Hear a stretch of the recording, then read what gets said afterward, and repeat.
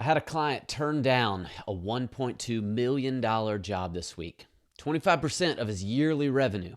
Well, let's talk about why he did just that. Good afternoon, Thomas Joyner with Business on Purpose here.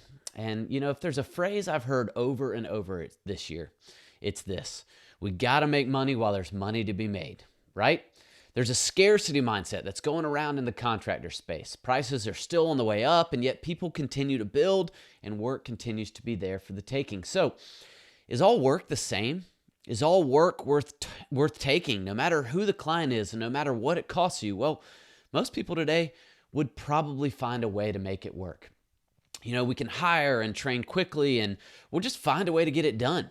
Straight into emergency mode, straight into chaos, and yet that decision is ultimately made out of emotion and not with a plan in place. It's almost as if it's just destined to fail or be awful throughout. And so I was so proud recently when I sat down with one of my clients and they said, "Hey, Thomas, you're going to be proud. Big win today. I turned down $1.2 million of business yesterday." And you're looking at me saying, "Thomas, why would you be proud about that?" And I responded, obviously, I go, "What? I'm losing my mind. Walk me through this." He said, "Well, I had somebody approach me about a $1.2 million job, and I told him after thinking through it, we just can't do it." "Well, why?" I start smiling, right? I'm starting to track with him a little bit as I know where this is kind of going. He says, "Well, a lot of reasons. One, we don't have the team in place to be able to get the work done. It would have meant hiring guys we don't yet trust to keep the rest of the business going and force training them and sending them out unprepared for that magnitude of a job. Not to mention the collateral damage of relationships with people who work with us day in and day out and week after week and month after month. What am I supposed to tell them when all of a sudden a third of my workforce is out of commission for the next 2 to 3 months and I can't jump on and service the jobs they've sent me all along?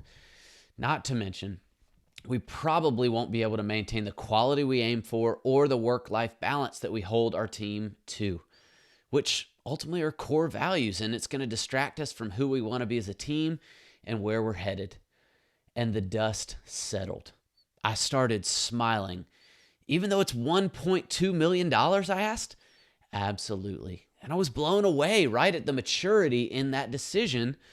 And I thought about what he just said, right? 25% growth wasn't worth it because it was a distraction, because it wasn't fair to his team, the business partners he works with who send him business on a regular basis, or to his family, as he knew it was going to be long, long hours and sacrificing time with them just wasn't an option.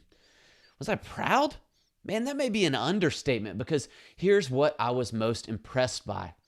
This wasn't a tough decision.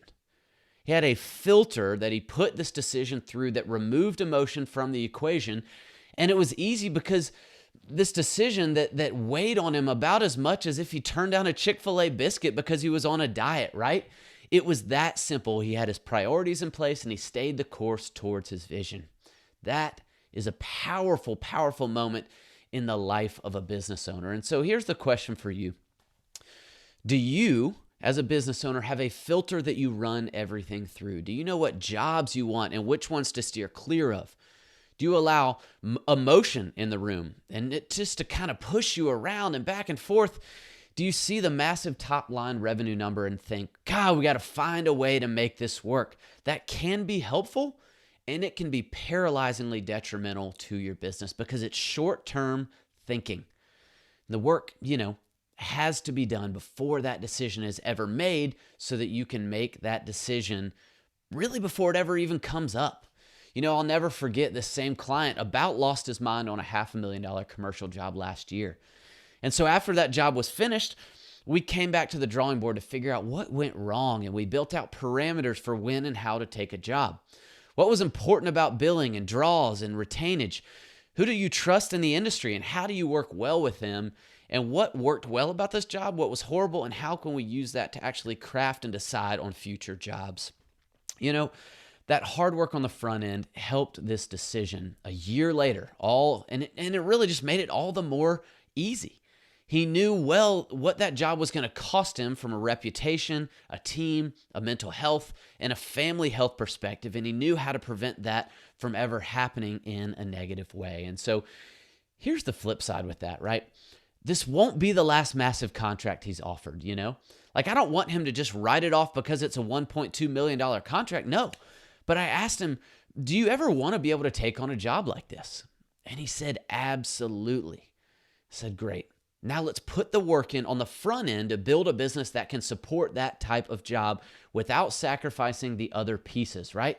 Let's go make some hires knowing that that may come in here soon. We've got the work to keep your people busy. Let's get them trained up to be able to take over that. That is the magic right there. Not letting the tail wag the dog, right? But building the business that's ready for a $1.2 million contract without being distracted from the vision along the way. So take the time to think through it today. Is every contractor sale the same for you, for your business? Is it costing you things that you may not realize? And how do you put the work in to say no out of principle instead of just saying, you know what, absolutely, we'll figure it out. Y'all, it's good stuff today. I'm proud of you for having these tough conversations with yourself, with your employees. It makes you stronger down the road. There's no competition for a well-run business. I hope you hear that, and I hope you dive in on that today. Thanks so much for joining.